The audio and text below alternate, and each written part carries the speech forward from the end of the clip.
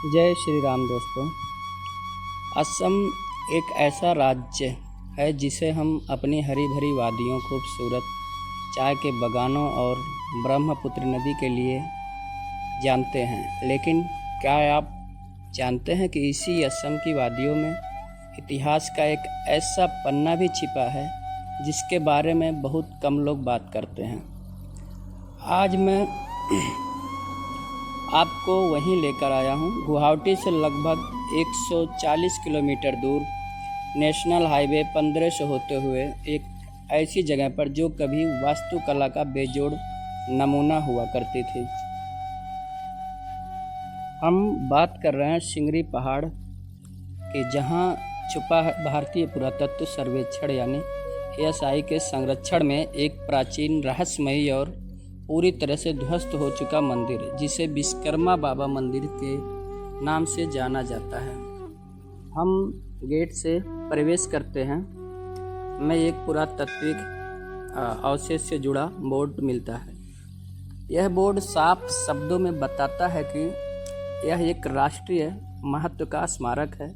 जैसे ही आप मुख्य गेट के अंदर कदम रखते हैं, आपको चारों तरफ फैली हुई हरी भरी घास, एक छोटा सा शांत तालाब और उनके बीच बिखरे हुए प्राचीन पत्थरों के अवशेष दिखाई देने लगते हैं। यह नज़ारा ऐसा लगता है मानो समय यहाँ आकर ठहर गया हो। सिंगरी पहाड़ का यह सफ़र जितना शांत है उतना ही उत्सुकता से भरा भी। आप इस संरक्षित क्षेत्र के करीब पहुँचते हैं तो सबसे पहले आपका सामना होता है भारतीय पुरातत्व सर्वेक्षण के इस ऐतिहासिक बोर्ड से।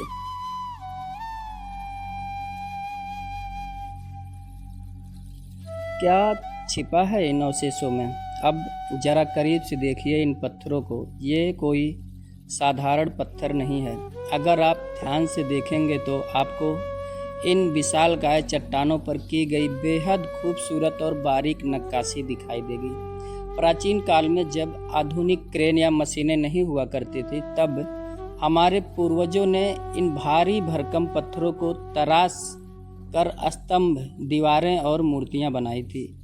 यह एक के ऊपर एक सजे ये पत्थर गवाही देते हैं कि यहाँ कभी एक भव्य मंदिर की संरचना खड़ी थी। स्थानीय मान्यताओं के अनुसार इसे शिल्पकला के देवता भगवान विश्वकर्मा का स्थान माना जाता है, जिन्होंने शायद खुद इस अद्भुत कलाकृति की नींव रखी थी।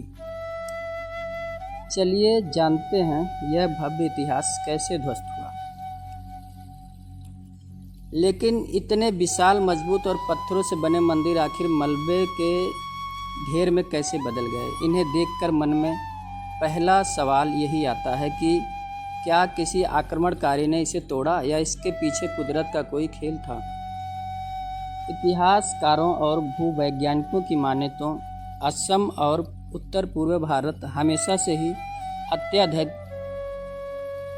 अत्यधिक भूकंप संवेदनशील क्षेत्र यानी सिस्मिक जोन 5 में रहा है। सदियों पहले आए किसी विनाशकारी भूकंप के झटकों ने इस विशालकाय मंदिर की दीवारों को हिलाकर रख दिया और यह पूरी तरह ढह गया। भूकंप के अलावा सैकड़ों सालों तक रखरखाव ना होने और घने जंगलों के प्रभाव के कारण भी समय के साथ ये संरचनाएं टूटती चली गईं।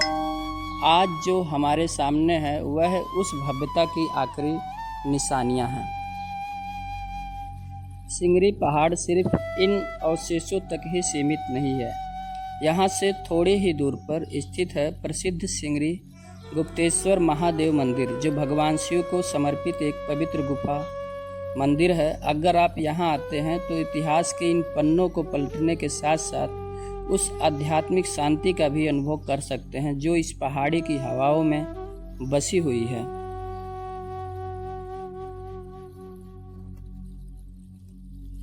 असम का यह कोना आज भले ही इतिहास के पन्नों में कहीं खो गया हो, लेकिन ASI के प्रयासों की वजह से आज भी ये अनमोल धरोहरें बची हुई हैं। हमारा भी यह फर्ज बनता है कि हम जब भी ऐसी जगहों पर जाएं तो इनकी गरिमा बनाए रखें और इन्हें कोई नुकसान ना पहुंचाएं।